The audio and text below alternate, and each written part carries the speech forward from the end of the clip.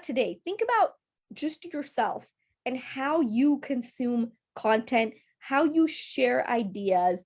Just today, I was talking to an organization that is considering booking me for their keynote for their global event that's happening. And when the gentleman was talking, he said, "Oh yeah, I've seen some of your videos. Don't you talk about this?" By the way, I had never once seen a public comment from him. I'd never met him before. I had no clue that he was consuming my content. But lo and behold, clearly I was on their radar. They had been talking about me internally, as he said, we've been talking about you internally. But what that means today is people aren't standing around a literal water cooler and saying, "Hey, you hear that girl, Shama? She's got a pretty cool show called It's Not Magic, It's Marketing." So that doesn't happen, but that water cooler talk still exists.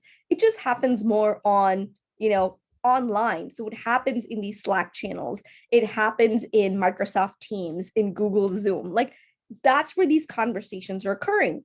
Now, this is incredibly powerful because what it means is that you have a great opportunity to connect with your audience and influence them. The challenge is that most software, most attribution software, most companies can't track it because guess what?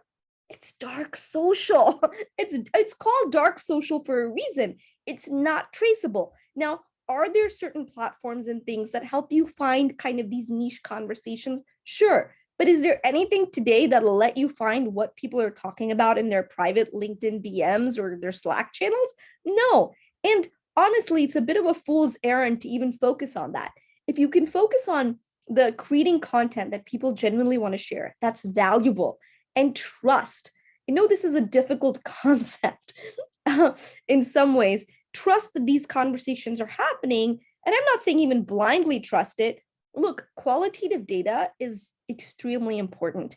Ask your customers, ask them what they're reading. How did they find you? What influences them? How did they come about you? And chances are it won't be just one thing. Sometimes it will, but most often it won't be something you could have tracked. And so I do recommend just asking, by the way, your customers, what do you consume? How did you find out about us? Who are your peers? Where do you hang out? And as much as you can try to influence what's happening in dark social, you can't control it and you can't track it. Now, these two things, not being able to control and not being able to track, are incredibly scary to marketers. So we try to overcompensate. We try to create all these crazy things to try and say, like, look, it is measurable. But if we start to accept the truth that as consumers, how many of you want to be controlled? How many of you want to be tracked? I mean, just look at the complete mess the advertising industry is in right now because it's getting harder. And even when they are able to get that data, there's a slew of ethical concerns and individuals, for example, who don't want their data tracked in that way. So look, we could do an entire session or section just talking about that. But I think it's very important to realize that dark social is how people are communicating, is how your prospects are buying. And that's not changing anytime soon. It's just going to continue to grow.